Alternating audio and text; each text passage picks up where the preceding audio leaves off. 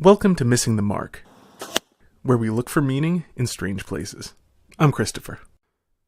Today we're going to be looking at the Richard Dawkins Foundation for Reason and Science, or more specifically, at a recruiting video of theirs. It is one of the funniest things I've seen in a long time, and while there are serious points I'm going to be making about it, it's too much fun not to laugh at it while I do.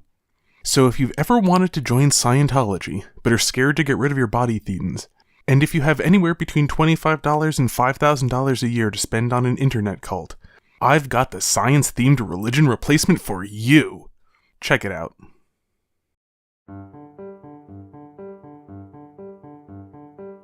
This is Charles Darwin.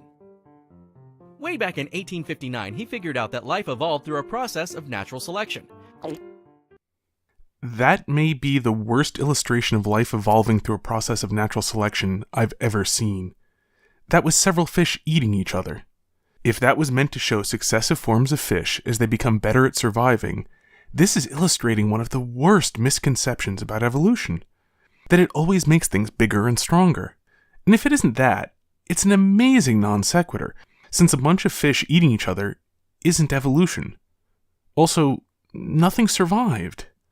Well, there was that one fish at the end. We're only 12 seconds into this video, and the first 5 seconds was somebody doing warm-up exercises on a piano. Moving on.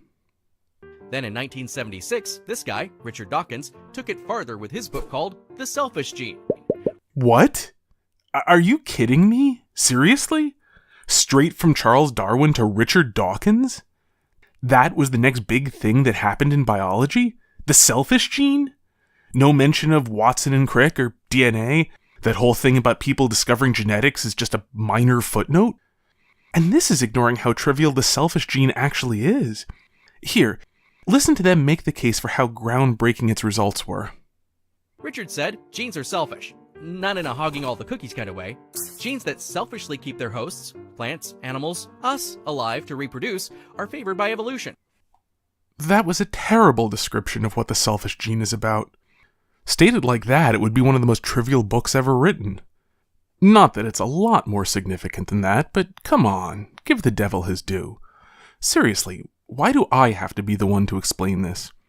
The metaphor Dawkins gave was that if a gene is trying to maximize the number of copies of itself, it doesn't really care whether that's in one host or many, and so sacrificing one host for the benefit of many hosts benefits the gene. The basic problem with natural selection he was trying to solve is altruism. If an animal is willing to die for the sake of another, and many are, this can't possibly be because it maximized their chance for survival. The selfish gene was basically a general riff on the idea that altruism benefits an organism's relatives and descendants, which is about as good, at least from the perspective of what tends to produce more living descendants. But the metaphor of genes being selfish made it more vivid. Of course, if you take this out of the land of metaphor, since two sequences of base pairs and two distinct pieces of DNA are not in any sense the same, and thus cannot be selfish in benefiting each other, all it's saying is that whatever there tends to be more of, there's usually more of. That is a trivial observation which is true, but has no explanatory power. Of anything that exists, you can say, it must have been successful at existing. Of course, but so what? That amounts to saying, things are the way they are because what made them this way made them this way. No kidding. This is football commentary levels of insight. This game is going to be about point production. In order to win, they're going to need to score more points than the other team. All of the apparent explanatory power was hidden pretending that genes are conscious agents with intentions. Actually, it's even more underhanded than that, because the basic approach is to show how if the system is already set up, it will work. Ants sacrificing themselves ensures the survival of the queen, who produces more ants that will sacrifice themselves. Which, incidentally, you don't need any concept of genetics to say. Okay, yes, given this system which already exists, we can see how it does work in practice, and therefore it doesn't fail in practice. But that doesn't tell us how a different, stable system successfully transitioned to this stable system. And you can see the same thing in popular evolutionary psychology. Some study shows a difference between men and women, and then someone comes up with an explanation about how this enabled men to hunt mammoths, while it made it easier for women to care for children. then a flaw is found or some other study contradicts it, and the same people slightly modify their arguments to show how in fact the opposite helped men hunt mammoths while women cared for the children. This is basically a biological version of a psychic cold reading someone. I see a shape. It's a silhouette of a man, possibly a child, or maybe it's a woman. Its name starts with a letter. I can't quite make it out. I think it's a consonant? Uncle Harry? Yes, that's it. Uncle Harry is telling me that he knows something about you. What is it? He's telling me that your genes do something beneficial for someone. Do you mean for my descendants? Yes, that's it. He's saying that your genes do something beneficial for your descendants. Yes, they do. There was no way you could have known that. This is amazing. I haven't read much of Dawkins' voluminous writing, but from what I've read about him, this is a basic problem with all of his work. His skill is in creating suggestive imagery that makes things feel plausible, not in saying anything insightful. But, speaking of he who knows everything's voluminous writing, we're about to hear about his masterpiece. Then, after many more books on evolution, Richard wrote The God Delusion. That really shook things up. A heavenly choir. Really?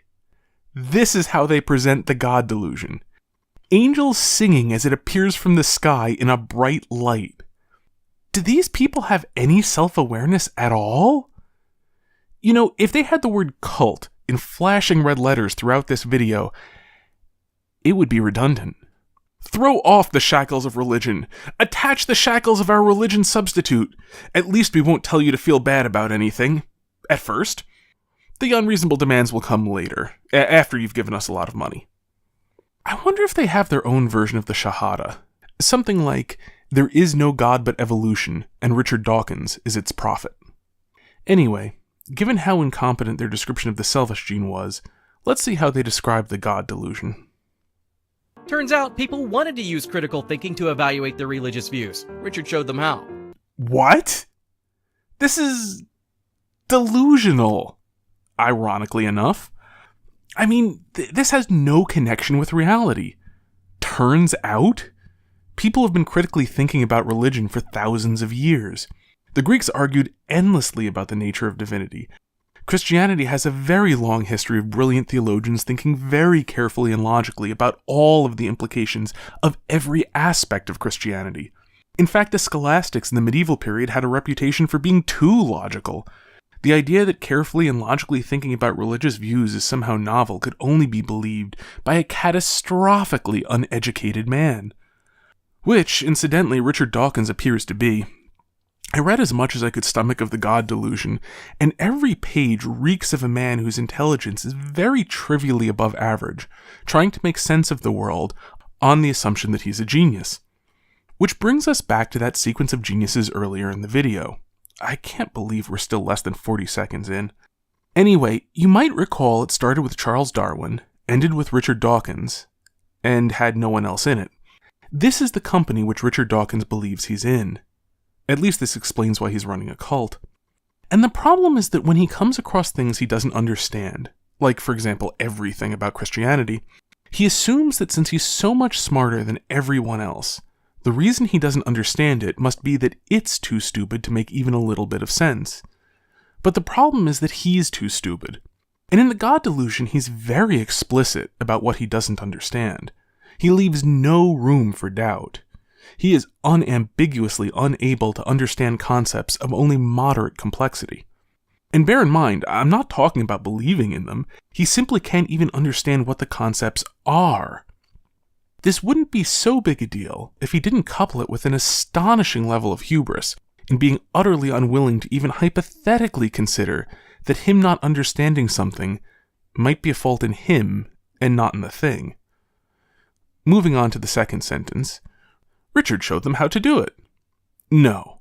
If there is one thing that isn't in the God delusion, it's critical thinking. Now, as I said before, I didn't read the entire book. I skipped around. So, maybe he cleverly hid the logical reasoning in one of the sections I didn't read. If so, no one I've seen talking about the God delusion noticed it either. What the God delusion has is a great deal of sneering and preening. and bitching and moaning. Technically, his argument for why there almost certainly isn't a god is at least an argument, so I guess you could call it critical thinking in some sense, but I'd be a lot more willing to call it that if some critical thinking had been applied to it. It may not be, as one professor of logic called it, possibly the single most incompetent logical argument ever made for or against anything in the whole history of the human race, but it is at least in that neighborhood. One of the smallest problems with it is a catastrophic misunderstanding of probability. I won't go into detail here because I talked about this in my video, The Problem with Probability, but suffice it to say that if all the other cataclysmic flaws with the argument were somehow fixed, it would still be worthless. No, what Richard Dawkins taught people to do in The God Delusion is to sneer condescendingly at smarter people while patting yourself on the back for how much better you are than everyone else. It is such a terrible book that whoever gave Richard Dawkins his PhD should take it back, and take back the PhDs of everyone else they gave PhDs to, and give their own PhD back. And maybe for good measure find the building where all this happened and demolish it. Well, at least their description of the book was only 2 sentences. Skipping ahead a little bit, the video says that the book was successful, which is actually true, it did sell over 3 million copies, and so Dawkins set up the Richard Dawkins Foundation for Reason and Science. It then addresses the question of why did a Brit set up his his foundation, in the US? I mean, without stating the obvious that America has way more money than Britain, and that the messenger of evolution's British accent doesn't sound nearly so authoritative to British people. So, what's their first reason? Jerry Falwell, Pat Robertson, focus on the family. So what? How pathetic is your life if Jerry Falwell and Pat Robertson seem like existential threats to anything? Why not Krampus and the Boogeyman? I mean, Jerry Falwell? The guy was 72 when the Foundation started and died the year afterwards. Way to pick your enemies, guys. And wait a minute. Be One of Us was published on June 5th, 2015. Falwell had been dead for 8 years at that point. In all that time, they couldn't come up with a scarier enemy than the ghost of Jerry Falwell? I can't wait to see what else the Supreme Commander of Science was afraid of. Maybe a William Jennings Bryan zombie? George W. Bush limits stem cell research. Actually, he limited government funding for embryonic stem cell research. He didn't make anything illegal, and he increased government funding for adult stem cell research, otherwise known as the stem cell research which actually might produce usable results, since they wouldn't have massive tissue compatibility issues. Also, abortion isn't actually a religious issue. It's just that, with some exceptions, religious people seem to be more moral than irreligious people on this issue. Well, there may be some cause and effect because religious people believe that their beliefs are supposed to conform to reality, while most atheists seem to hold that their beliefs define reality. Life has the meaning we give it, is I think the preferred phrasing. Be that as it may, you can find atheists who are against abortion because they don't believe that ensoulment happens only after a baby leaves its mother's womb. Obviously, the beloved of science isn't one of them, but it would have been a lot of fun to see a debate between him and Christopher Hitchens on the subject. George W. Bush goes to war after consulting a higher father. Because if there's one thing we want in a leader, it's not having any sort of check on whether going to war really is the right thing to do. We want someone who, after concluding that going to war is the right action, just leaps ahead without any thought that maybe he's made a mistake. Or were they trying to suggest that George W. Bush made the decision to go to war based solely on prayer? I'd like to think that these people can't be that stupid, but, it might just be that they think that people they're trying to get money from are that stupid. Perhaps they're just banking on H.L. Mencken's famous statement, often paraphrased as, "Nobody ever went broke underestimating the intelligence of the American public." I could imagine Dawkins taking that statement literally and setting up in America because of it. Evolution under attack in textbooks in Texas. Burn the heretics! I know that some true believers don't really get this, but not even fundamentalists object to the idea that allele frequency changes in a population over time. And while most Christians, including myself, have no objection to the idea that evolution was the origin of species, it doesn't actually matter very much.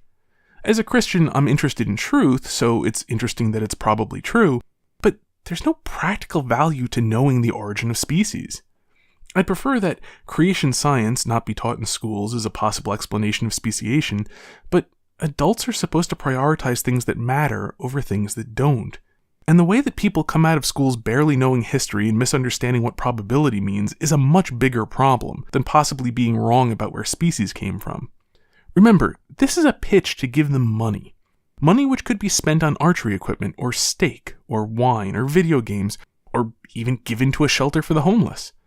The things they do with the money they're asking for are supposed to provide more benefit to you, or the world, than grinding the money into powder, which you can use to polish your socks.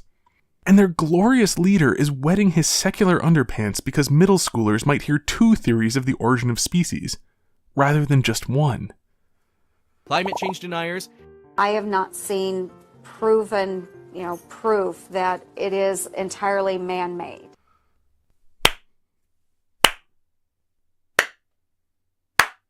I think that this is the best of the entire group of complaints, because it is explicitly somebody who lacks a belief in a claim because they haven't seen sufficient evidence for it. And in fact, the only evidence anyone in the public is ever presented about climate change being man-made is that it is the consensus of scientists, so kneel down and believe. Which, come to think of it, is a fair representation of Dawkins' view about evolution. In fact, skipping ahead by a few seconds to the section where they say what they're going to do with your money, here is them basically saying that. The Teacher Institute for Evolutionary Science. Middle school kids need to know why evolution is true. Not one of many possible truths, but true. Like, really true. Because evolution isn't a scientific theory to Richard Dawkins. It's a dogma. And don't get me wrong, there's nothing wrong with dogmas. They are necessary in any system made for human beings. I only use the term in a derogatory way here because he's being a massive hypocrite in promoting the dogma of his cult while denying that it's a dogma. Scientologists do roughly the same thing. According to their website, Scientology is not a dogmatic religion in which one is asked to accept anything on faith alone. On the contrary, one discovers for oneself that the principles of Scientology are true by applying its principles and observing or experiencing the results. See? It's scientific. I once heard a rule that anything with science in its name doesn't have anything to do with science, and I suspect that this is true both of Scientology and the Richard Dawkins Foundation for Reason and Science. Continuing with what they'll do with your money. Number 2, the Openly Secular campaign. This is just a list of their knockoff Tom Cruises and John Travoltas, so I'm gonna skip it. Number 3, change the culture. How do you do that? Yes. How? The message that your life is a meaningless cosmic joke with no punchline, with the punchline you give it, is not exactly an easy sell, so my guess is the answer is going to be, not very honestly. By sponsoring, commissioning, and producing plays and movies, helping high schools across the country put on Inherit the Wind. Inherit the Wind? Oh, of course it's Inherit the Wind. How could it be anything else? Let me borrow Wikipedia's description of Inherit the Wind.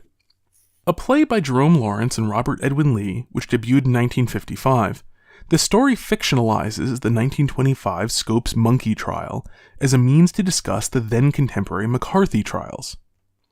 It's only fitting that Dawkins wants to promote a fictionalized version of history.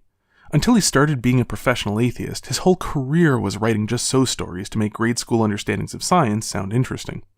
But he's a professional atheist now, so of course we come to the part where he asks for money. At least there's no mention of everyone living together on a compound, which is actually just a bunch of hastily built sheds that they call the Temple of Reason and Science. I'm going to omit the part of the video where they brag about page views and how many Twitter followers the First Among Scientists has. Want scientific literacy? We do too. Want secular acceptance? We do too. Want critical thinkers? We do too. I guess that they can't be too obvious about saying, "Are you one of the good people?" And here's the thing. As a Christian, I wish that there was a lot more scientific literacy and critical thinking. There would be far fewer atheists if there were. But, of course, I mean that without inverted commas around scientific literacy and critical thinking. I'm not one of the elect, clearly. I guess people like me need to be bred out of the gene pool.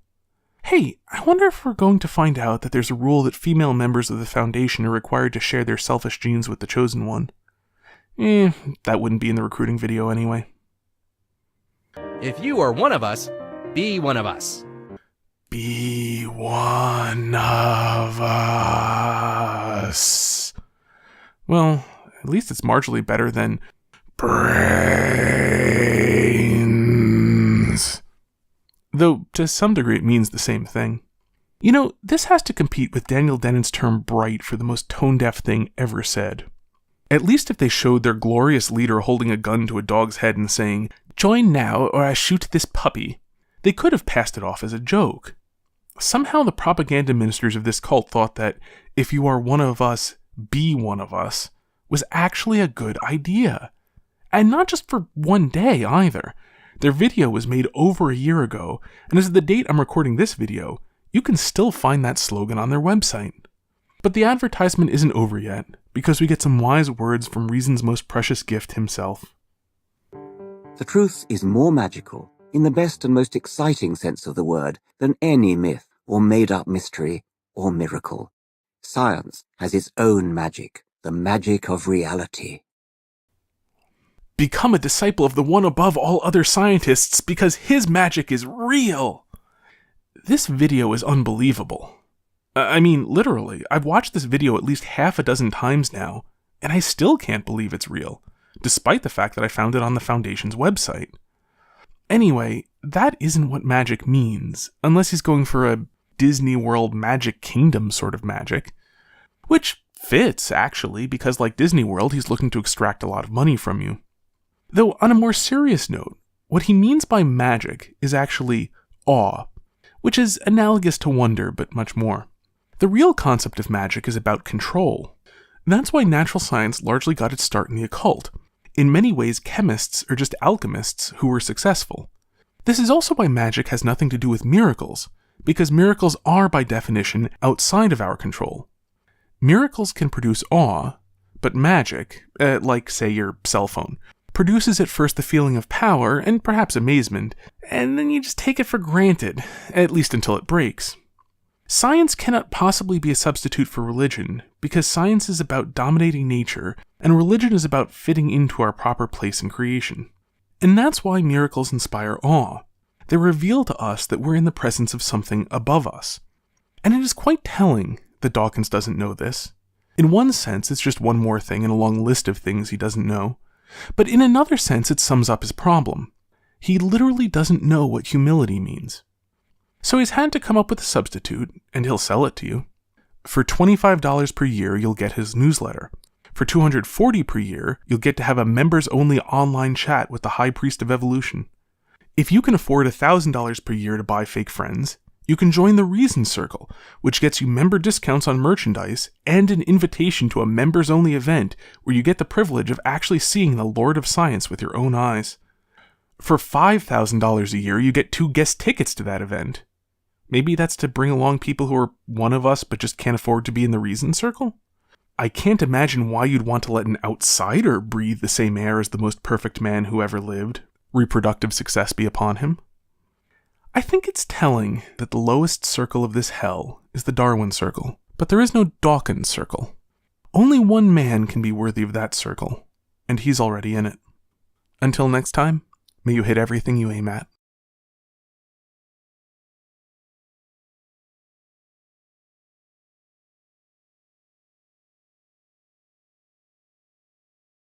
Welcome to Missing the Mark, where we look for meaning in strange places. I'm Christopher. Today we're going to be looking at the Richard Dawkins Foundation for Reason and Science, or more specifically, at a recruiting video of theirs.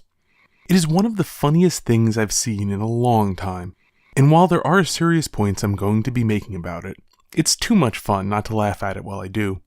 So if you've ever wanted to join Scientology, but are scared to get rid of your body thetans, and if you have anywhere between $25 and $5,000 a year to spend on an internet cult, I've got the science-themed religion replacement for you. Check it out.